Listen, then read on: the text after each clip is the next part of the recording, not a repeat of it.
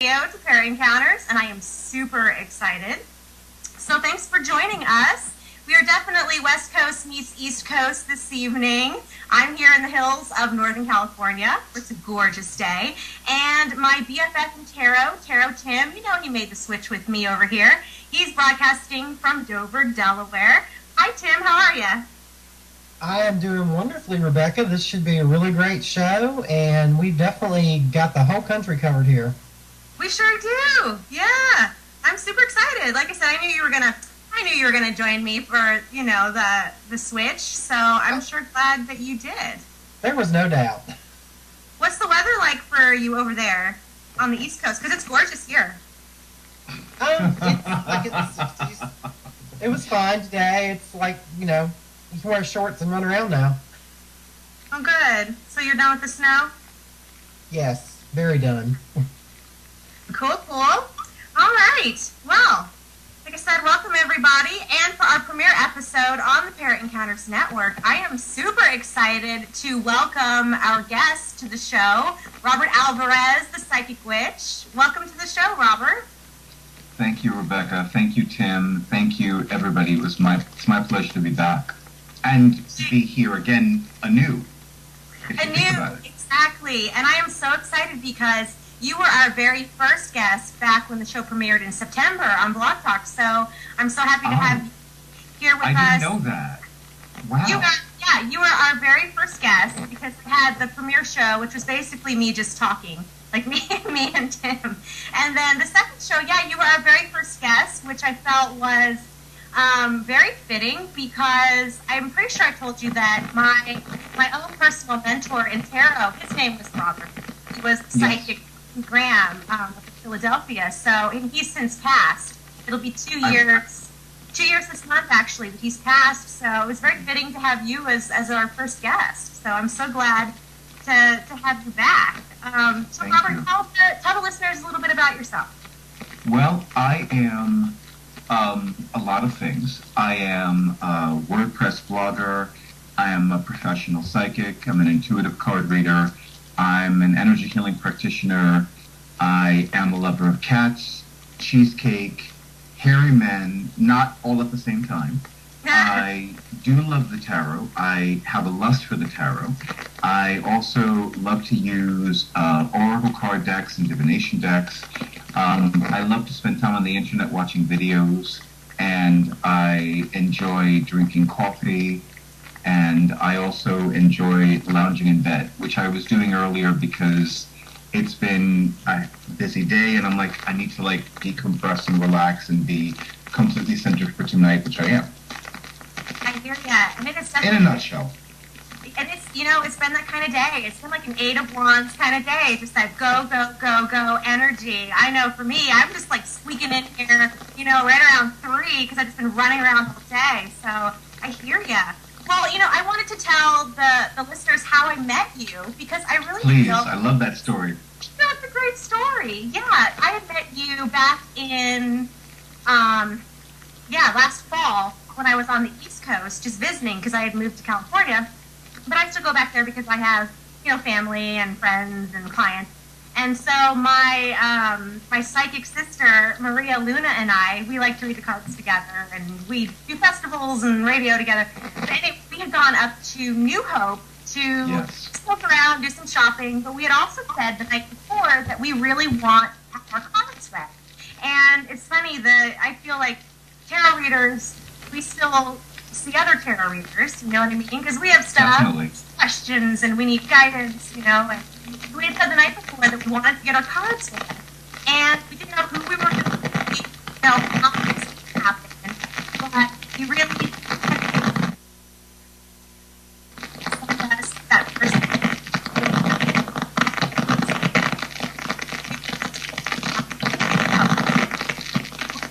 We saw you. We saw you at the restaurant, and I remember walking in with Maria, and we had and you were so, what I remember about Robert is you were so, the aura was so bright, so Maria and I were talking amongst ourselves, we were like, how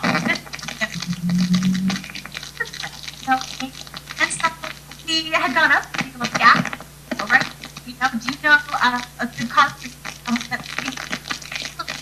It was so funny because you were like, I'm a card reader. Writing it down, I will post it later that afternoon. Robert, we're losing your microphone. Something terrible. I feel like it was a great. Actually, I thought it was somebody else's microphone, but I'm still here. But okay. There it goes. Yes, I feel like it. Can you hear now? There we go. I think we're Okay. good. Yes, we can hear you. And I heard 90% of everything you said, and whatever I didn't hear audibly, I heard psychically. And, you know, I think I used the phrase with you and Maria, divine appointment, because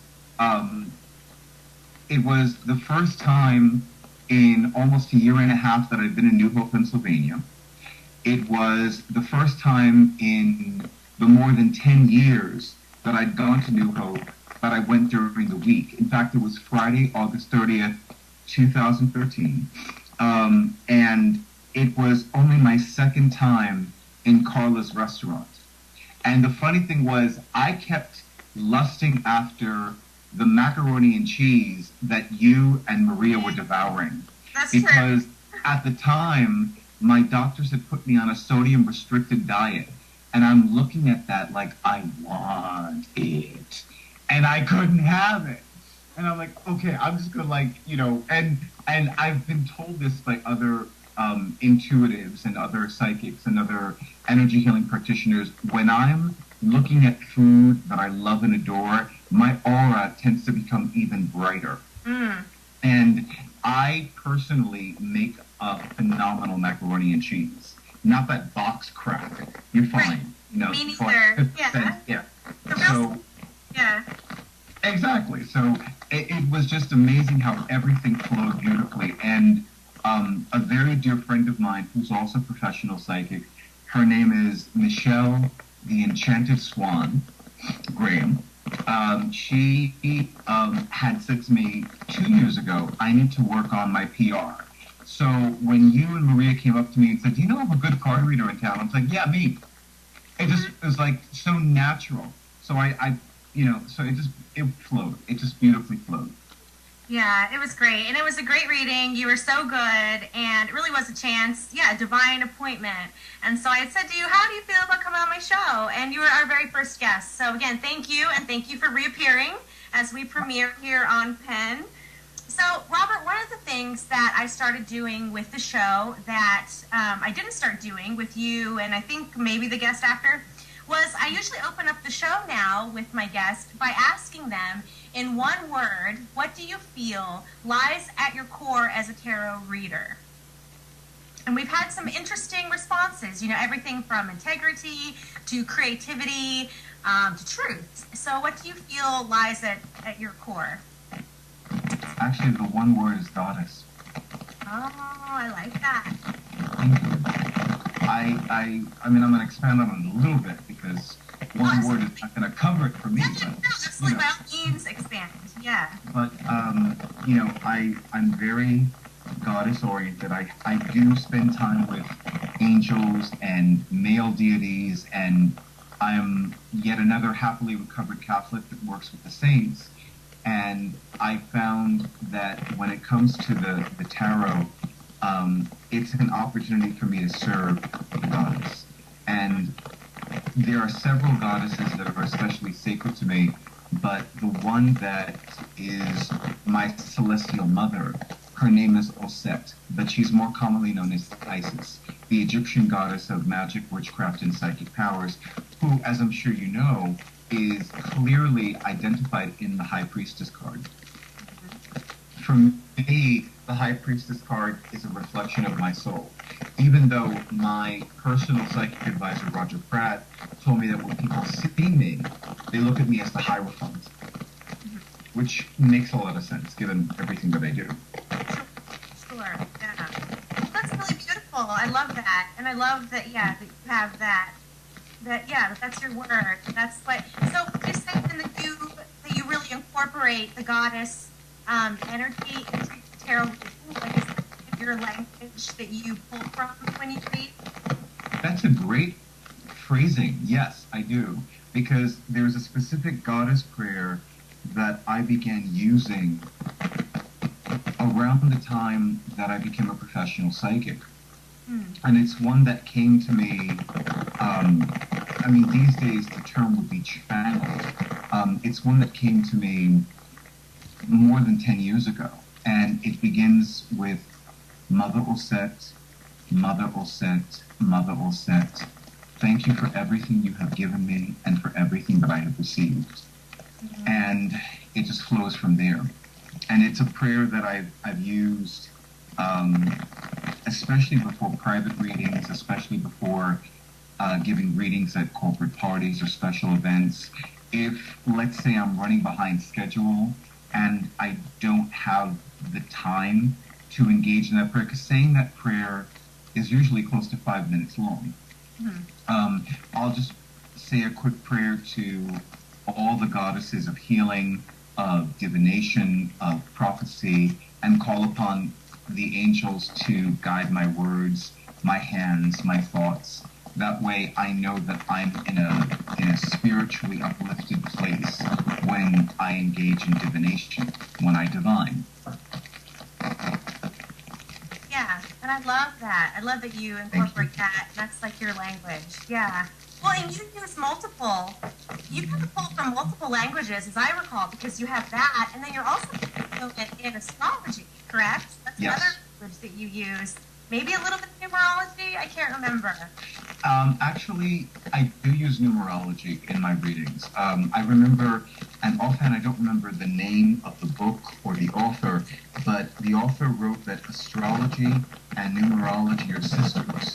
And I find that when I'm giving a reading, whether I'm using a tarot deck or a divination deck, I will include astrological information and numerological information, not just the client's astrological placements, but whatever's happening right now. Like right now, Mars is in Libra, so that's going to be a part of my readings. When Mercury is retrograding, and this is an interesting, as I would call it, a sacred sidebar, because I have found that whenever we're in the pre-Mercury retrograde storm, or whenever Mercury is retrograding, or the post-Mercury retrograde storm, the Page of Swords is constant in my readings when I'm using a tarot deck. It's like it never fails.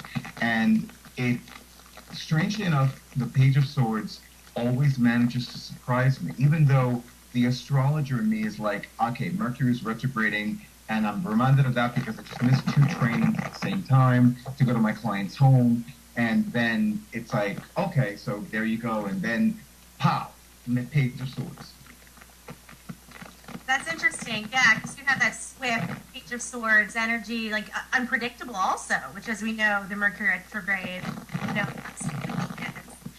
It's funny to bring that up because I haven't really thought of it that way.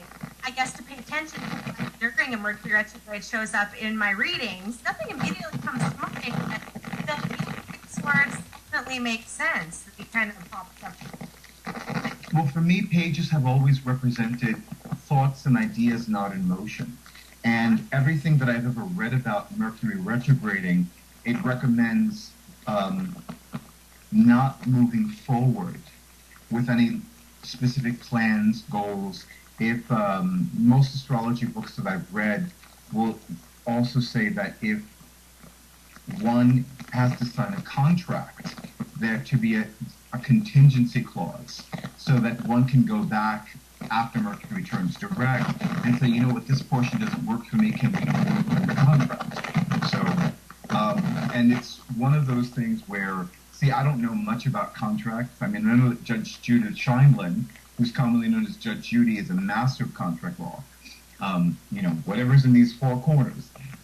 But with regards to me personally and professionally, I always say to my clients, well, if you have to sign a contract, try to see if you can have it revised after Mercury turns direct. And with some of them, they've had that option. Not a lot, but with some, they've had that option. Oh, that's interesting. Yeah. Well, with Judge Judy, I mean, it doesn't surprise me that she's like, the contracts and everything. It's very Queen of Swords to me, like very Oh, detailed. she is. Good. Very, See, yeah. I love that about you because I remember one of the first tarot courses in which I participated. You know, the teacher had said, you know, who is this person in like celebrities? I almost never read about celebrities. You know, I'm usually, even though I'm very pop culture literate, there are just some celebrities I don't read about, and there are some celebrities that I hear too much about. And there are some celebrities I want to know a little bit more about, but then I wind up listening to their music or watching them on a television series more than like what's behind that individual. But yes, definitely, if anybody's a Queen of Swords, it is Judge Judith Scheinle. Absolutely. Yeah, she's a big old Queen of Swords. Yes. Well, and Tim says it that way because he has issues with the Queen of Swords. I think that's his least favorite court card, maybe. Oh, yeah, I would say so. Is that fair? Yeah. Yeah, He doesn't like her. me and her butt heads. See, I like the Queen of Swords, though. I feel like the Queen of Swords, she's the first one in, she's the last one out, she's not going to take your stuff, and she's going to get the job done. So, I don't know. I like the Queen of Swords. I remember, and this again, it's amazing how many, I didn't begin reading tarot books until people started asking me to teach them the tarot. And I was like, I need to know what these traditional meanings are, because it was always intuitive with me. But one of the first things that I remember reading about the Queen of Swords is that she's one of the 4 counselor cards. And the other 3 are the High Priestess, the King of Cups, and the Queen of Cups.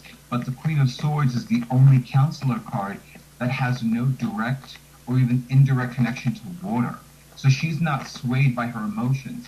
And interestingly enough, on numerous episodes of Judge Judy, Judge Scheinle will say, I don't care how you feel. If you want to talk about how you feel, go to Dr. Phil.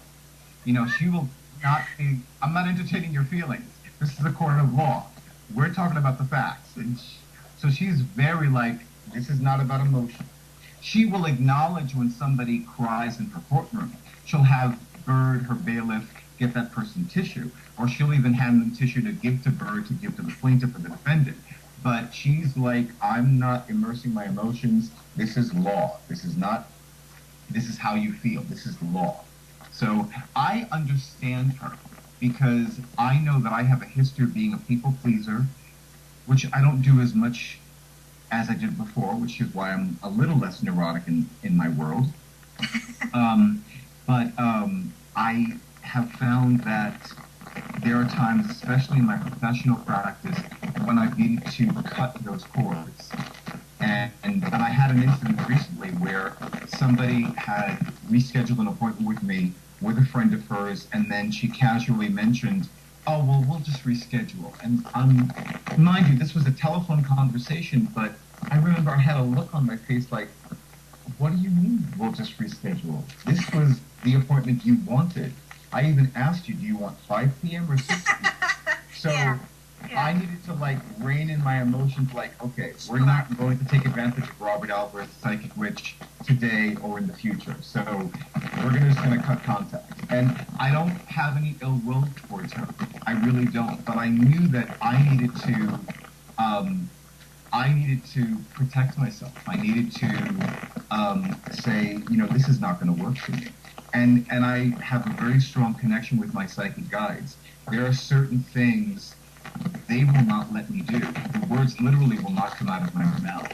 I remember one of the other people who accompanied me on that wonderful trip to New Hope, one day she had treated me to lunch at this fantastic restaurant in Manhattan. And I remember I wanted to give the servers a discount on a reading, and the words would not come out of my mouth. It was like, you know, I kept thinking it, like, well, I'll give you a discount. But in my mind, I was coming from a poverty perspective, because in my mind, I'm like, well, they're servers, so they don't have a lot of money. I don't know that. I have no idea about that, you know? And David, especially my primary psychic guide, he was like, you're not giving them a discount, and I'm going to make sure you don't talk. So, you know, and it's amazing how now more than ever, if there's certain words that spirit doesn't want me to say. It's like there's nothing coming out. How you work with spirit in your tarot reading. I know you mentioned your practice. So you felt that it wasn't let you do, but you felt called to. Robert, could you do me a favor and jiggle your ear plug in? Sure, like this. No, where it plugs in the computer. If you're on a laptop, make sure your earphones are plugged into just the earphone hole and not the earphone and microphone hole. Okay, sure.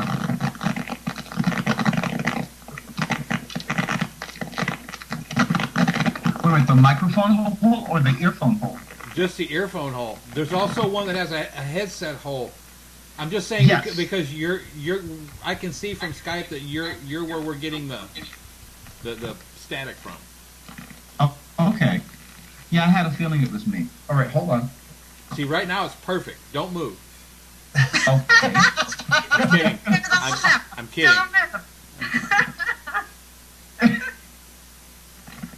How about now?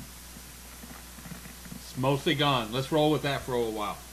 Okay, let's roll with it. Okay, so you had felt as though you didn't feel as though Spirit wanted you to give a discount with the reading, but Spirit would still let you read for the person, correct? Yes. Okay, that's what I'm hearing you say. Yeah. And So- what happened is I did tell them, well, these are what my rates are. And they were like, okay. And they didn't have a reading, and that was okay.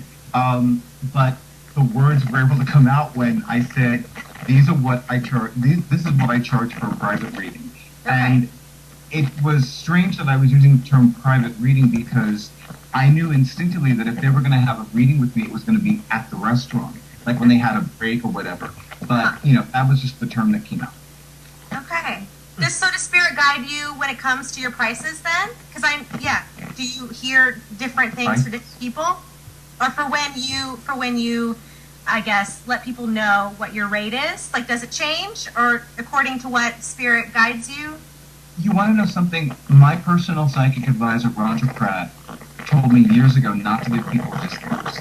And 95% of the time I take that advice because I've discovered over the years that there have been times where I was clearly and lovingly, divinely guided to give somebody a discount or even to give somebody a free reading, and they never took me up on it. And I'm like, okay, Spirit does not want me giving discounts for the free readings.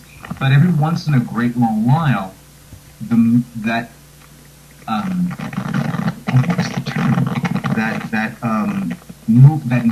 that flow, that energy will say, do this for this person. And I do. And it works beautifully. So for the most part, I will not give discounts. And I find that people honor me more. I find that I have less stress. And I find that there's a lot more honor, and I'm going to use another term, integrity, with regards to what I do. I find that most of the time when I've offered discounts, when I've offered free readings, again, either nobody's taken me up on it or, and over the years I've met people that have horror stories about giving free readings. And in fact, I remember I have a wonderful friend who is a professional psychic. And I remember vividly, there was a woman who she used to always give this woman free readings. And one day, my friend had the flu. And she was out of it. Physically and emotionally, mentally, she was just like, I can barely remember my name. And this woman had called her saying, I have an emergency, I need to have a reading. My friend spent half an hour on the phone with this woman, telling her why she could not give her a reading, free or otherwise. And all I could think to myself was, this would never happen to me, because I would make sure that I would not even entertain the possibility of somebody trying to take advantage of me like that. And I love this friend. She's wonderful. I'm just going to say her first name begins with the letter P. She knows who she is. I know who she is. But that was my first thought, like, this would not happen to me. And this is why this would not happen to me. And my friend is very intelligent because I vividly remember she told me this 2 years after the fact. And she told me this while she was driving me to a train station.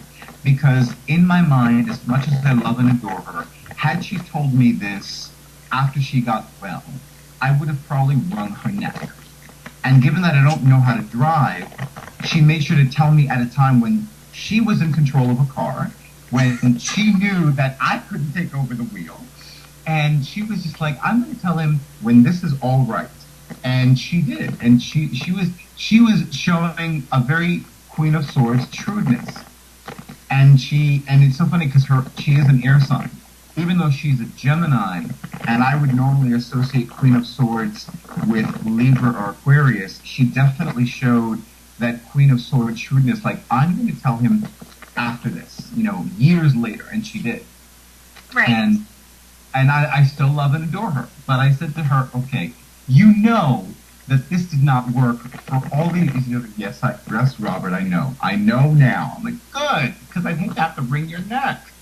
But I'm one of those people that, when I love and adore somebody and somebody takes advantage of them, it's like I don't operate mentally well. It's like, okay, you're going to hurt somebody I love, and I'm going to have to get some weaponry in the way. It's very, Queen of Swords. Go ahead. Yeah, that was pretty much it. But since then, she's discovered, like, okay, that's not going to work for me anymore. Because that she had to spend half an hour while she had the flu telling this person, well, this is why I can't give you a reading. And then the woman was like, okay, I understand, which was a lie, because she spent half an hour saying, well, this is really important. Well, if it's really important, then, I'm sure you could find another professional psychic in New York City to give you a good reading. Right. I find that sometimes if you give something away free, they don't actually value it as much as if they have to pay for it. And for me, I read cards for a long, long time just as like a hobby. Okay. Because it was part of, I didn't think I was good enough to get paid for it.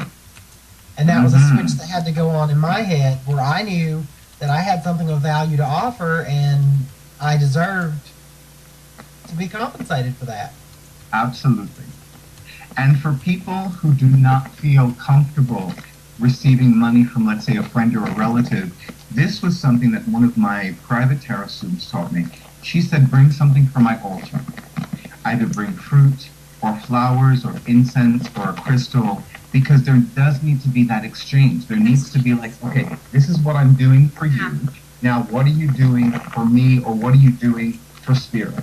I have a wonderful friend who, she'll tell people, okay, treat me to lunch, treat me to dinner, cook me dinner. That's her compensation, because it's one less thing that she needs to worry about. It's one less thing that she needs to focus on. And she gets this wonderful meal, whether it's in a restaurant, a cafe, or in somebody's home, and it's beautiful. And there is this, there is this honor that takes place. See, I have 3 planets in Capricorn. I'm like cash.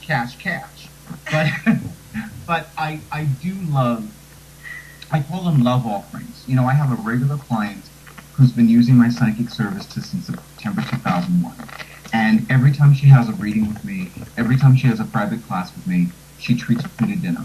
Or her boyfriend, who is just wonderful,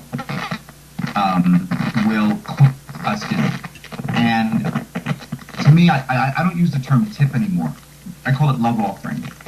And then one of my favorite love offerings, I'm actually meeting with her on Friday. This Friday. So I know that at some point I'm going to have a wonderful meal. And I'm looking forward to that because I have no idea what it is because her boyfriend's working that day. So I don't know what we're going to order from. It's going to be Chinese, or maybe she'll take me to an Italian restaurant. I don't know. I don't care. I trust her. I love her. So I'm very excited about the whole thing. Well, and I love that.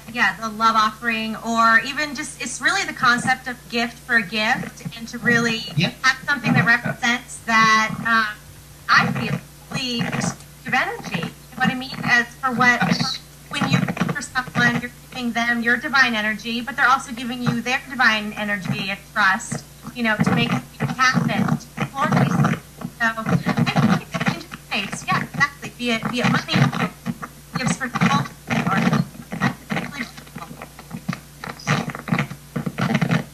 It's definitely about honor, and that's a word that's become very sacred to me. There's an affirmation that I use that goes, I only attract loving, spiritual, and prosperous people who shower me with money, gifts, love, honor, and joy.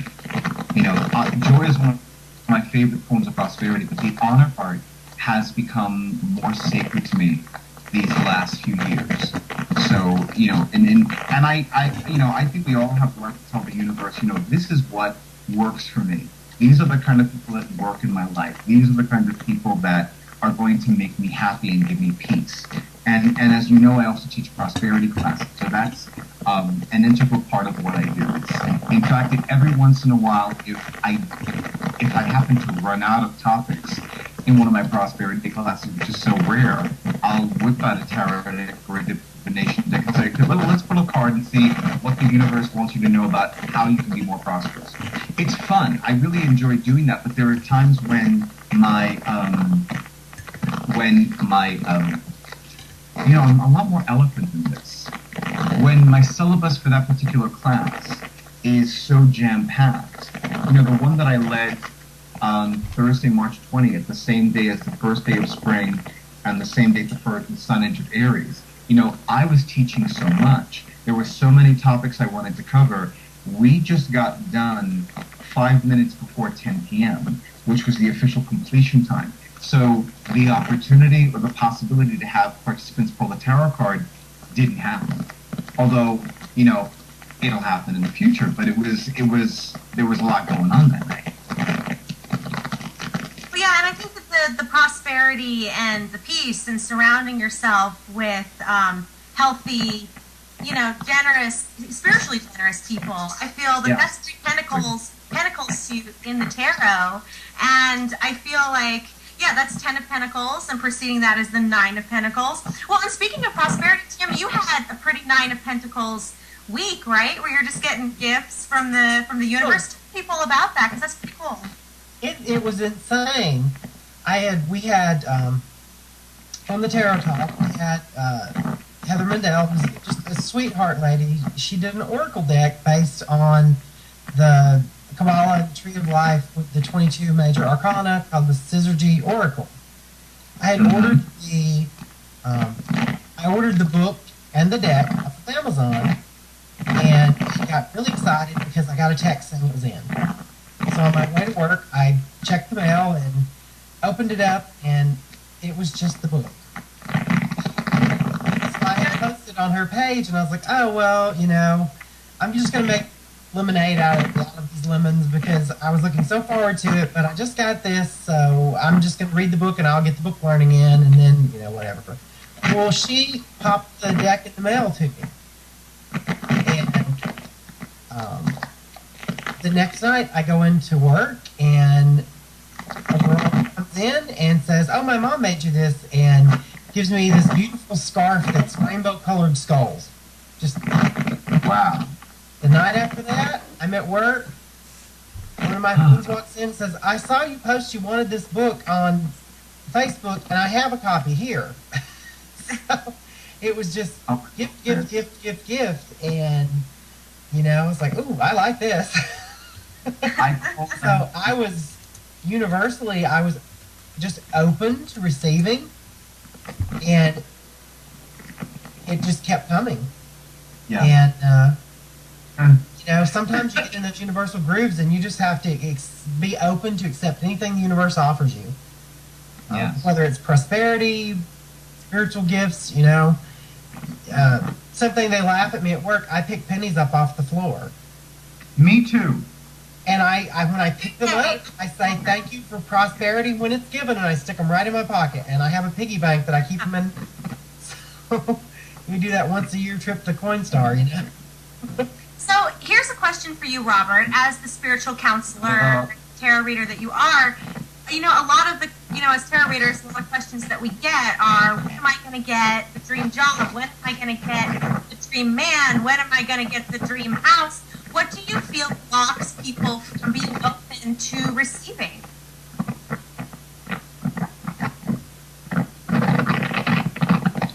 The first thing that came into my mind was a lot of people are afraid of what the answer is going to be. For me personally and professionally, I find that when I need to say this very eloquently. Uh-oh, gotta get him back. Yeah, we're losing him. Tim, what do you feel? Okay, so until we get Robert back in here, Tim, what do you feel blocks people from receiving? It's really interesting. I actually had a client that and it's funny because you read the same client last year. For those who don't know, I work at the shop Rebecca used to work at. When she moved to California, I took her position. Double cancel in Dover, Delaware. Yeah. So I read for her, and she's like, well, this, and this was supposed to happen because I was told last year, blah, blah, blah. And, of course, she doesn't know that I know you. And I got all these things coming up for her, and it was all about, job opportunities and schooling and stuff. And she thought, but last year, she said, I was like, well, let me tell you about opportunities. They're there for you, but you have to actually put in the work and go look for them. You can't sit at home waiting for someone to find your resume online and call you and say, we're going to give you this opportunity. It's like, spirit helps those that help themselves. That's the way it works. Exactly. And sometimes clients don't want to know that. They want, give me the lottery number. It's like if I could get the lottery numbers, do you think I would be working? Well, and you might not. I mean, you may get the lottery numbers, and it may ruin your life. I mean, that's an equal possibility. But Robert, I want you to finish your thought. Like, what do you feel blocks people from receiving? The first thing that came into my mind was, and this is especially for people that are not very open. One of the things that I've said to clients and students over the years is that a reading will, at times, tell you what you want to know, but a reading will always tell you what you need to know. I've had clients that have said to me, well, I only want to talk about romance, and not one card that is traditionally associated with romance and marriage will come out. And I'm like, okay, you said I only want to know about romance, and the universe through the sacred tarot is saying, screw you, we need you to know this now. And it's happened constantly. I mean, we lose count of how often this happens. You had this experience, Tim, just like you were talking about a few minutes ago. But it's amazing. It's like, and I vividly remember is I had a wonderful tarot student. In fact, I remember she wanted me to train her to be a professional psychic who uses the sacred tarot, which made me so happy.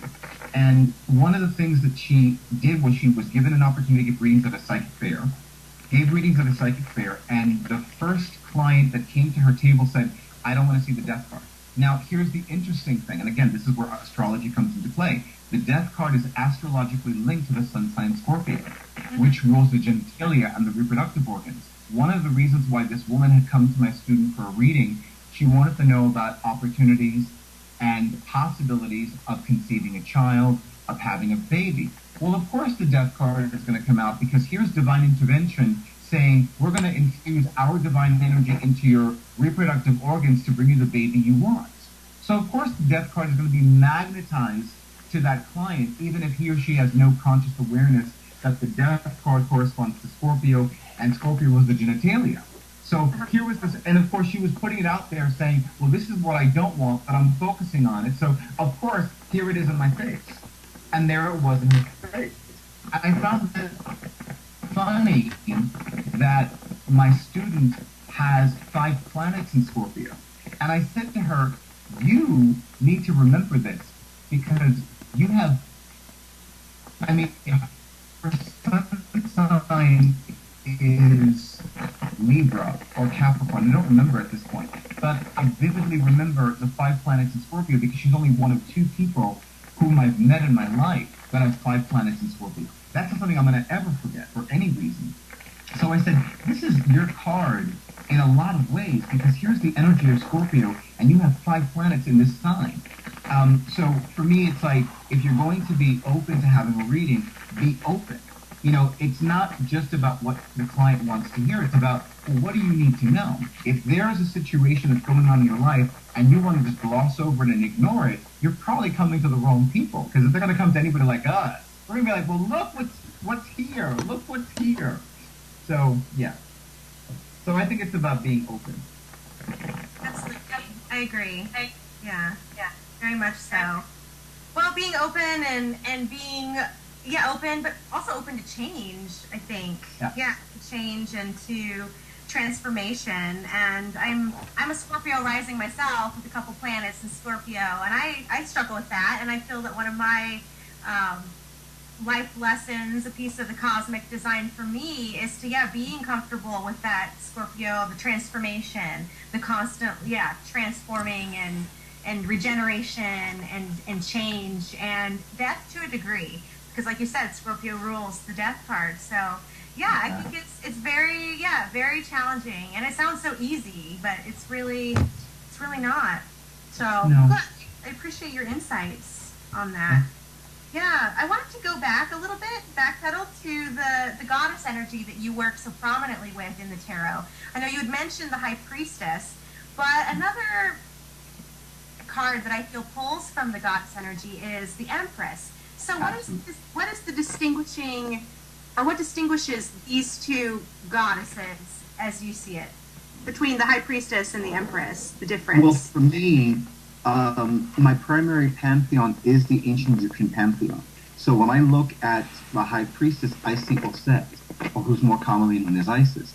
And in most tarot decks, the High Priestess card does depict a full moon directly above the head of the High Priestess. And Osset, or Isis, is a full moon goddess, not unlike Selene, the Greek goddess of the full moon, or Yamaya, who's the Afro-Caribbean goddess of the full moon. And then, of course, you have the Empress. Now, it's interesting. Normally, with the Empress card, one would see a love goddess of the same pantheon, which in my case would be Het, who's more commonly known as Hathor, the Egyptian goddess of love, beauty, and sensual pleasures. But for me, and this is really in honor of my Afro-Cuban heritage, I look at the Empress card, I think of Oshun. Oshun is the Afro-Caribbean goddess of all that flows. Love, money, joy,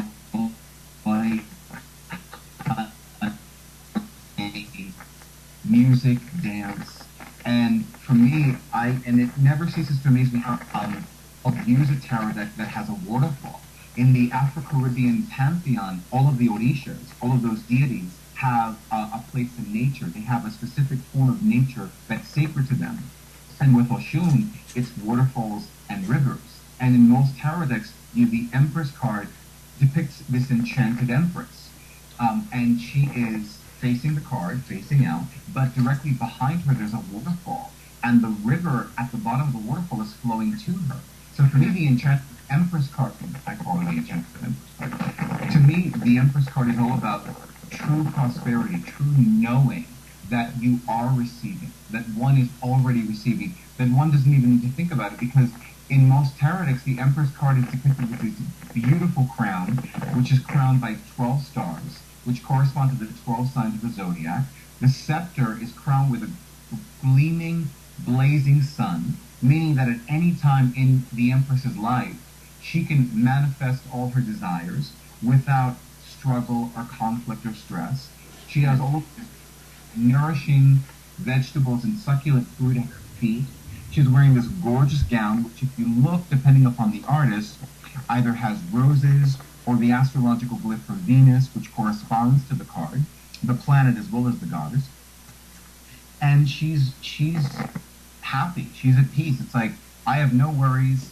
I no longer stress. I have everything that I want.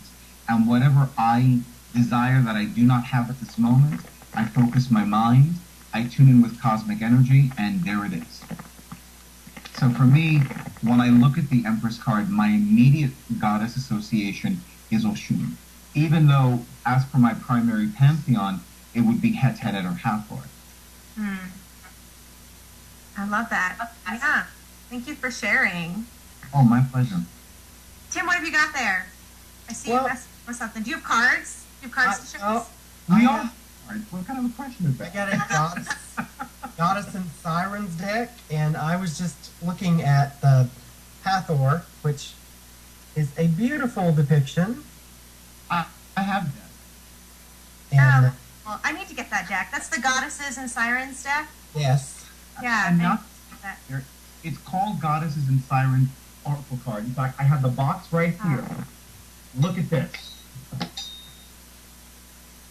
I'm not sure we can see your picture. And it has a companion deck. Gods and Titans Oracle cards. Yes, I have those too. Yeah, I gave him that for Yule. It's a great deck. I'm the only one without a deck. Yeah. Come on. There's a box for anyone interested. Exactly. What's that? It's beautiful artwork. It is, and Hathor actually is contentment in this deck, so that's a beautiful, beautiful card. That. Right. No, I love that for the Empress. Very cool. How about you, Tim? Do you really pull from the goddess feminine energy when you read? I do on occasion, especially if I'm outside at all.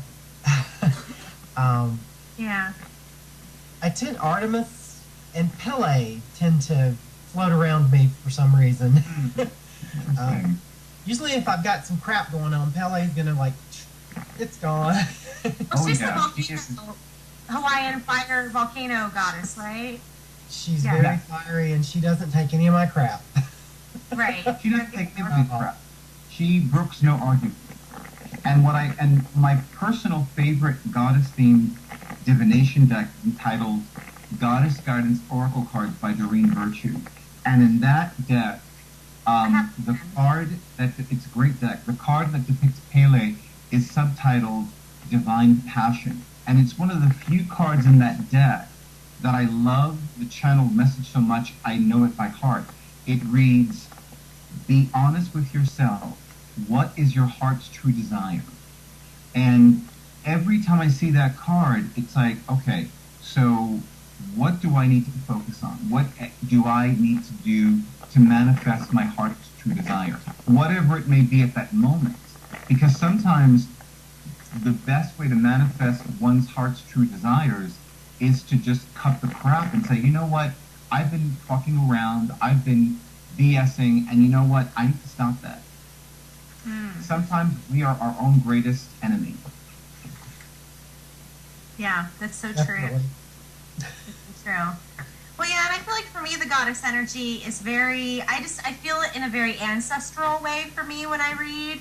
I can really feel, the divine feminine in a personal way. So it's like the female ancestral line that I feel comes through rather than one particular goddess, but I feel that it's very, it comes through very strongly when I read, and there's definitely that tie to them when I read. So I love that. Well, I love that answer that you gave, Robert, goddess. I think that's beautiful and perfect. So, all right, well, we're coming up on time here. I guess, Robert, let the viewers know how they can get in touch with you. Okay, well, the best way is my email address, which is thetarotman, TheTarotman @excite.com. Okay. And I'll be sure to have all of your information and your links posted up on the show website, thetarottalk.com. Tim, how can the viewers get in touch with you? I'm on Facebook under Timothy's Tarot, or if you're in the Delmarva area and you want a reading, I read out of Bell Book and Candle, which is 302-678-4545. Lovely. Perfect. Yes, be sure and visit those fine folks. We love them so much down there. And I'm your host, Rebecca Brown. You can get in touch with me by emailing the show, thetarottalkshow@gmail.com. You can also reach me via my blog, 365daysoftarot.com, and also tarotwow.com. And we also have the show up on Facebook, The Tarot Talk, so you can give us a like on there. be sure to tune in next Monday. We are going to have Derek Hunter from Chaos Riddle Tarot on the show. Derek is the one who appeared on the show to just promote and give us some insight into his tarot-themed music album. So he's going to be joining us next week as we discuss some Thoth symbolism and along with Alistair Crowley. So it should be a really good show. Well, Robert, thank you so much for joining us again. It's always a pleasure to talk with you. You have just so much knowledge, and you're so fluid in all of these different esoteric, metaphysical languages. And so I always learn something new when I talk to you. Thank you. It's a beautiful compliment. I'm honored. Yeah, it's such a pleasure to have you on. So we sure appreciate it. So, all right, everybody. Well, that's all we got. Be sure to check out the show website, thetarottalk.com, and we'll see you next Monday, same time, same place. So mote it be. So mote it be.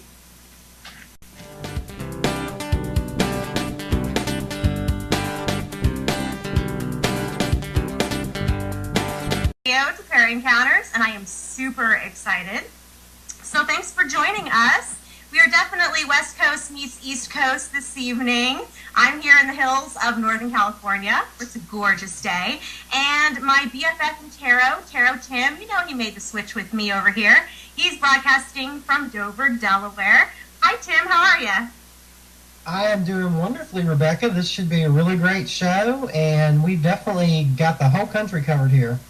We sure do. Yeah. I'm super excited. Like I said, I knew you were gonna join me for, the switch. So I'm sure glad that you did. There was no doubt. What's the weather like for you over there on the East Coast? Because it's gorgeous here. It's like in the 60s. It was fine today. It's like, you can wear shorts and run around now. Oh, good. So you're done with the snow? Yes, very done. Cool. All right. Well, like I said, welcome everybody. And for our premiere episode on the Parrot Encounters Network, I am super excited to welcome our guest to the show, Robert Alvarez, the Psychic Witch. Welcome to the show, Robert. Thank you, Rebecca. Thank you, Tim. Thank you, everybody. It's my pleasure to be back and to be here again anew. Exactly. And I am so excited because you were our very first guest back when the show premiered in September on Blog Talk. So I'm so happy to have you here with us. I didn't know that. Wow. You guys, Marie and I were talking amongst ourselves. We were like, how can this and so we had gone up to you like, yeah, right? Do you know a good card? It was so funny because you were like, I'm a card reader. I will post later that afternoon. Robert, we're losing your microphone. Something terrible. I feel like it was a great. Actually, I thought it was somebody else's microphone, but I'm still here. But okay. There it goes. Yes, I feel like it. Can you hear me now? There we go. I think we're good. Yes, we can hear you. And I heard 90% of everything you said, and whatever I didn't hear audibly, I heard psychically. And, I think I used the phrase with you and Maria, divine appointment, because it was the first time in almost a year and a half that I'd been in New Hope, Pennsylvania. It was the first time in the more than 10 years that I'd gone to New Hope, that I went during the week. In fact, it was Friday, August 30th, 2013. And it was only my second time in Carla's restaurant. And the funny thing was, I kept lusting after the macaroni and cheese. Just like squeaking in here, right around 3, because I've just been running around all day. So I hear ya. Well, I wanted to tell the listeners how I met you, because I really Please, I love that story. It's a great story. Yeah, I had met you back in, last fall when I was on the East Coast, just visiting, because I had moved to California. But I still go back there because I have, family and friends and clients. And so my psychic sister, Maria Luna, and we like to read the cards together, and we do festivals and radio together. But anyway, we had gone up to New Hope to look around, do some shopping, but we had also said the night before that we really want to have our cards read. And it's funny that I feel like tarot readers, we still see other tarot readers, you know what I mean? Because we have stuff, questions, and we need guidance, you know. And we had said the night before that we wanted to get our cards read. And we didn't know who we were going to be, you know, how this would happen. But we really that person.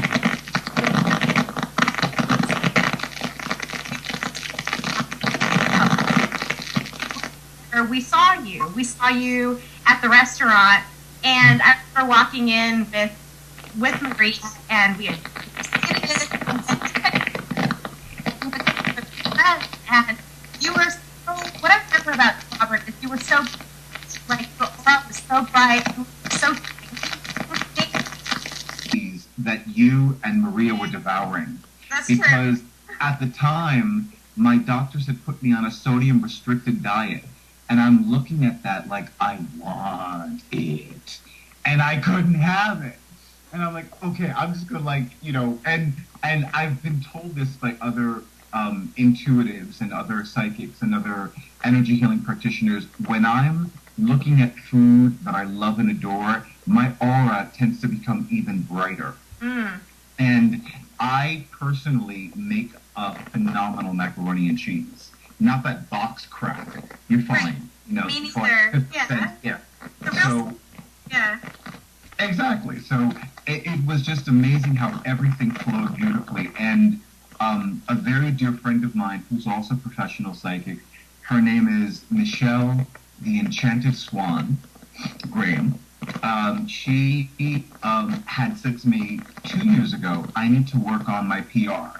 So when you and Maria came up to me and said, do you know of a good card reader in town? I was like, yeah, me. It just was like so natural. So I you know, so it flowed. It just beautifully flowed. Yeah, it was great. And it was a great reading. You were so good. And it really was a chance, a divine appointment. And so I had said to you, how do you feel about coming on my show? And you were our very first guest. So again, thank you. And thank you for reappearing as we premiere here on Penn. So, Robert, one of the things that I started doing with the show that I didn't start doing with you, and I think maybe, you were our very first guest because it had the premiere show, which was basically me just talking, like me and Tim. And then the second show, you were our very first guest, which I felt was very fitting because I'm pretty sure I told you that my own personal mentor in tarot, his name was Robert. He was psychic Graham of Philadelphia. So, and he's since passed. It'll be 2 years. 2 years this month, actually, that he's passed. So it was very fitting to have you as our first guest. So I'm so glad to have you back. So Robert, tell the listeners a little bit about yourself. Well, I am a lot of things. I am a WordPress blogger. I am a professional psychic. I'm an intuitive card reader. I'm an energy healing practitioner. I am a lover of cats, cheesecake, hairy men, not all at the same time. I do love the tarot. I have a lust for the tarot. I also love to use oracle card decks and divination decks. I love to spend time on the internet watching videos, and I enjoy drinking coffee. And I also enjoy lounging in bed, which I was doing earlier because it's been a busy day, and I'm like, I need to like decompress and relax and be completely centered for tonight, which I am. I hear ya. And it is such in a nutshell. And it's, it's been that kind of day. It's been like an 8 of Wands kind of day. Just like go, go, go, go energy. I know for me, I'm